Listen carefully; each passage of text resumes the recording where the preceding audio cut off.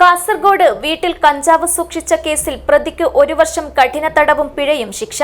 മഞ്ചേശ്വരം മീഞ്ച മിയാപദവ് ലക്ഷം വീട്ടിൽ താമസിക്കുന്ന വിൻസെന്റ് ഡിസൂസയാണ് ജില്ലാ അഡീഷണൽ ഡിസ്ട്രിക്ട് ആൻഡ് സെഷൻസ് കോടതി ശിക്ഷിച്ചത്.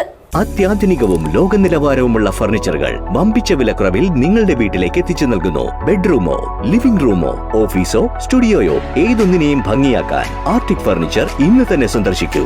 Arctic furniture, Kasaragod, Uppala, Mangalore, Kanhangad, Vadakara. വീട്ടിൽ അനധികൃതമായി കഞ്ചാവ് സൂക്ഷിച്ച കേസിൽ പ്രതിക്ക് തടവ് ശിക്ഷയും പിഴയും വിധിച്ച് കോടതി.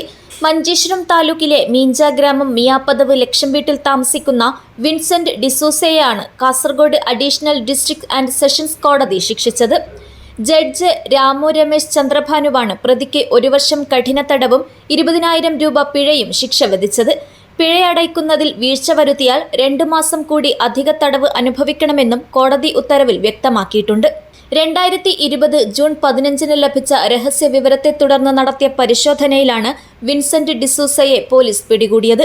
ഇയാളുടെ വീട്ടിലെ കട്ടിലിനടിയിൽ ഒളിപ്പിച്ചു വെച്ച നിലയിൽ 3.800 കിലോ കഞ്ചാവ് പോലീസ് കണ്ടെത്തുകയായിരുന്നു.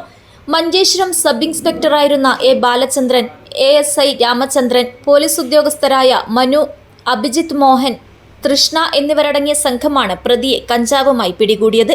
തുടർന്ന് മഞ്ചേശ്വരം ഇൻസ്പെക്ടർമാരായിരുന്ന അനൂപ് കുമാർ, ഷൈൻ KP എന്നിവർ കേസന്വേഷണം പൂർത്തിയാക്കി. അരുൺദാസാണ് കോടതിയിൽ കുറ്റപത്രം സമർപ്പിച്ചത്. പ്രോസിക്യൂഷനു വേണ്ടി additional government pleader Chandramohan G, advocate ചിത്രകല എന്നിവർ ഹാജരായി. News bureau, Kasaragod.